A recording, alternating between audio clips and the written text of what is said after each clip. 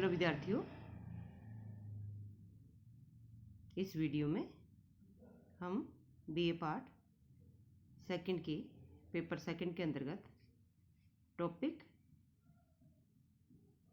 लोकसभा और राज्यसभा का तुलनात्मक अध्ययन और संबंध पढ़ रहे हैं। लोकसभा और राज्यसभा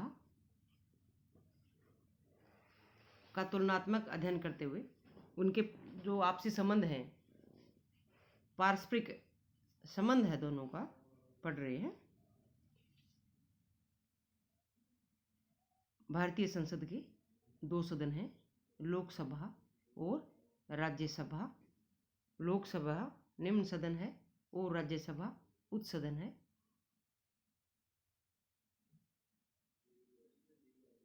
दोनों की विभिन्न क्षेत्रों में अलग अलग शक्तियां हैं और उन दोनों का पारस्परिक संबंध भी किस प्रकार का है आज पढ़ रहे हैं। तो दोनों का तुलनात्मक अध्ययन विभिन्न बिंदुओं के माध्यम से हम कर रहे हैं। इसमें पहला आता है नामकरण के संबंध में संबंध। नामकरण के संबंध में, नाम के संबंध में भारतीय संसद के दो सदन हैं, लोकसभा तथा राज्यसभा। लोकसभा संसद का प्रथम अथवा निम्न सदन है और राज्यसभा द्वितीय तथा उच्च सदन है।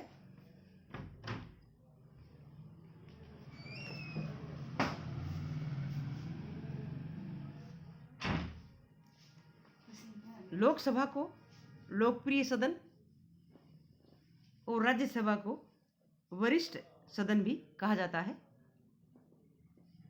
क्योंकि लोकसभा में जनता द्वारा प्रत्यक्ष रूप से निर्वाचित प्रतिनिधि होते हैं और राज्यसभा का निर्वाचन जो है अप्रत्यक्ष रूप से होता है।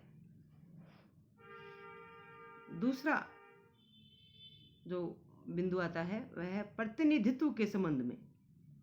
प्रतिनिधित्व के संबंध में अंतर या संबंध। लोकसभा भारत की समस्त जनता का प्रतिनिधित्व करती है। राज्यसभा भारतीय संघ की इकाइयों अथवा राज्यों और संघीय क्षेत्रों का प्रतिनिधित्व करती है। लेकिन इस संबंध में यह याद रहे कि राज्यसभा में भारतीय संघ के सभी राज्यों को समान प्रतिनिधित्व प्राप्त नहीं है, जैसा कि अमेरिका के उच्च सदन में है। तो प्रतिनिधित्व के संबंध में अंतर है। लोकसभा में प्रत्यक्ष रूप से जनता को प्रतिनिधित्व मिला हुआ है, जनता के प्रतिनिधियों को, और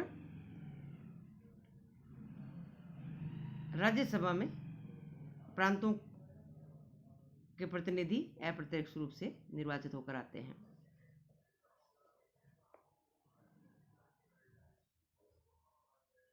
तीसरा बिंदु आता है सदस्य संख्या के संबंध में तुलना। लोकसभा की अधिकतम सदस्य संख्या 552 हो सकती है। वर्तमान समय में यह सदस्य संख्या 545 है। राज्यसभा में अधिक से अधिक सदस्य संख्या 250 हो सकती है, जिनमें से 12 मनोनीत और 238 परोक्ष रूप से निर्वाचित होते हैं। वर्तमान समय में यह सदस्य संख्या 233 + 12 है, यानी 245 है। इस प्रकार लोकसभा की सदस्य संख्या राज्यसभा के दुगुनी से भी अधिक है और संयुक्त बैठक में यह सदस्य संख्या ही लोकसभा की शक्ति का आधार बनता है। तो सदस्य संख्या के संबंध में दोनों में काफी अंतर पाया जाता है। चौथा बिंदु आता है निर्वाचन के संबंध में अंतर। लोकसभा के सदस्यों का चुनाव वयस्क मताधिकार के आधार पर और प्रत्यक्ष निर्वाचन के तरीके से होता है, जबकि राज्यसभा के सदस्यों का चुनाव अप्रत्यक्ष तरीके से और आनुपातिक प्रतिनिधित्व के आधार पर होता है।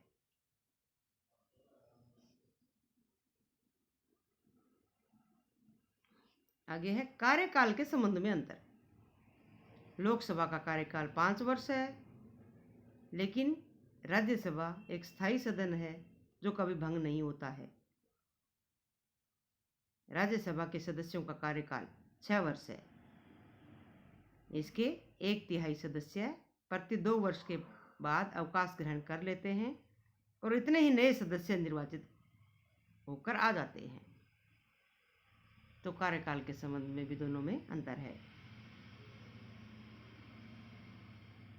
आगे है साधारण विधेयक के संबंध में अंतर।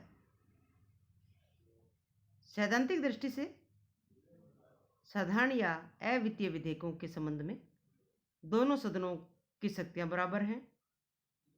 साधारण विधेयक दोनों सदनों में से पहले किसी भी सदन में पेश किया जा सकता है, और यदि दोनों सदनों में किसी विधेयक के बारे में मतभेद उत्पन्न हो जाए तो अनुच्छेद 108 के अनुसार राष्ट्रपति द्वारा दोनों सदनों की संयुक्त बैठक बुलाई जा सकती है। संयुक्त बैठक में बहुमत के आधार पर उस विधेयक के संबंध में निर्णय लिया जाएगा। लोकसभा की सदस्य संख्या राज्यसभा के दुगुनी से भी अधिक होने के कारण संयुक्त बैठक में लोकसभा का ही निर्णय मान्य होता है। तो इस प्रकार साधारण विधेयक के संबंध में सैद्धांतिक दृष्टि से राज्यसभा और लोकसभा समान शक्तियां रखते हैं, लेकिन मतभेद होने की अवस्था में जो है लोकसभा की ही बात चलती है। आगे है संविधान संशोधन के संबंध में। संसद के दोनों सदनों को इस संबंध में न केवल सिद्धांत वरन व्यवहारिक दृष्टि से भी समान शक्तियां प्राप्त हैं। संविधान संशोधन से संबंधित विधेयक संसद के किसी भी सदन में प्रस्तावित किया जा सकता है और उसे संसद के दोनों सदनों द्वारा अपने विशेष बहुमत से अलग अलग पारित किया जाना आवश्यक है। व्यवहार के अंतर्गत अब तक केवल एक बार 1975 में 40वां संशोधन विधेयक राज्यसभा में प्रस्तावित किया गया है। यानी संविधान संशोधन के संबंध में दोनों सदनों को एक जैसी शक्तियां प्राप्त हैं, क्योंकि इसमें संयुक्त बैठक का प्रावधान नहीं है और दोनों सदनों द्वारा अलग अलग 2/3 बहुमत से पास होने के पश्चात ही संविधान संशोधन हो सकता है। वित्तीय विधेयकों के संबंध में वित्त विधेयकों के संबंध में संविधान के द्वारा ही लोकसभा को राज्यसभा से अधिक शक्ति दी गई है।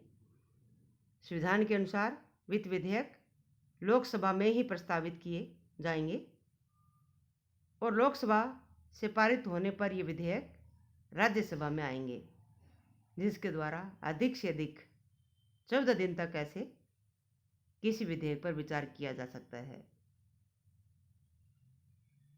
राज्यसभा के सुझावों को मानना या न मानना लोकसभा की इच्छा पर निर्भर करता है। यानी कि वित्त विधेयक जो है केवल लोकसभा में ही प्रस्तावित हो सकते हैं, राज्यसभा में नहीं, और राज्यसभा वित्त विधेयक को केवल 14 दिन तक रोक सकती है, उस पर विचार कर सकती है और लोकसभा को सुझाव भी दे सकती है, लेकिन वो इसे माने या न माने यह लोकसभा पर निर्भर करता है। तो वित्तीय क्षेत्र में लोकसभा ही सर्वेसर्वा है।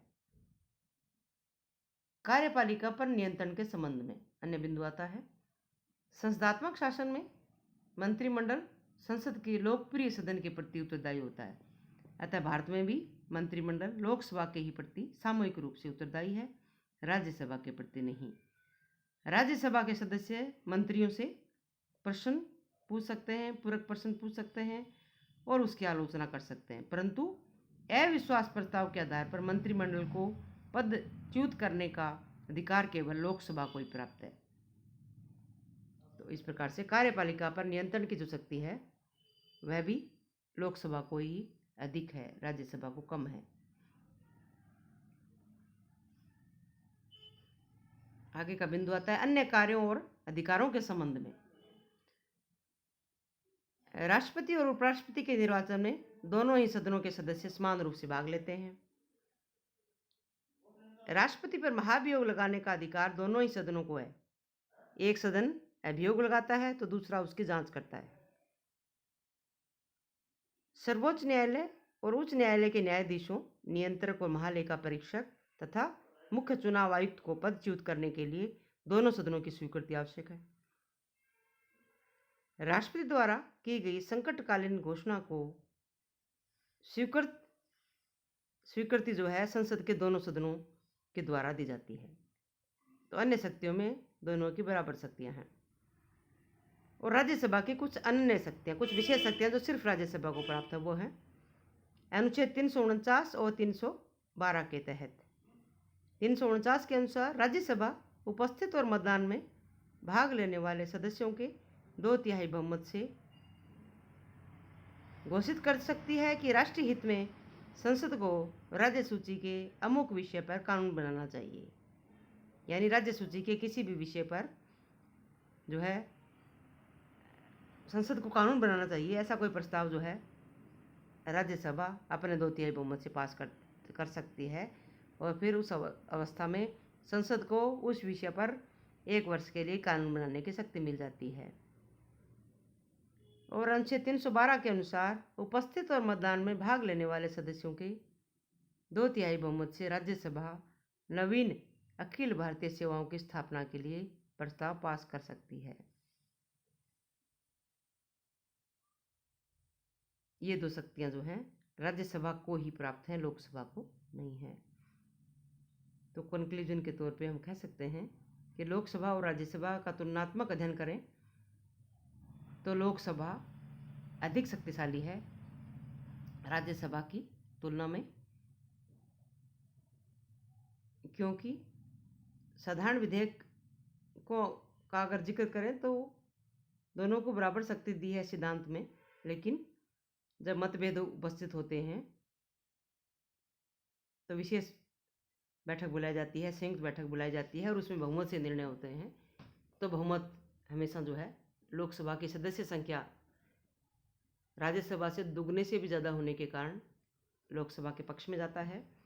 संविधान संशोधन के मामले में अवश्य दोनों की शक्तियाँ बराबर हैं। वित्तीय विधेयकों के संबंध में भी लोकसभा ही सर्वे सर्वा है, राज्यसभा केवल 14 दिन के लिए उसे रोक सकती है। कार्यपालिका पर नियंत्रण के मामले में भी लोकसभा अधिक शक्तिशाली है। अन्य मामले जो हैं, चाहे राष्ट्रपति उपराष्ट्रपति का निर्वाचन हो, महाभियोग लगाना हो, तो उसमें दोनों की शक्तियाँ बराबर हैं। ये अवश्य है कि राज्यसभा को कुछ विशेष शक्तियाँ हैं अनुच्छेद 249 और अनुच्छेद 312 के तहत, जो सिर्फ राज्यसभा को प्राप्त हैं। तो आज हमने लोकसभा और राज्यसभा दोनों का तुलनात्मक अध्ययन किया। धन्यवाद।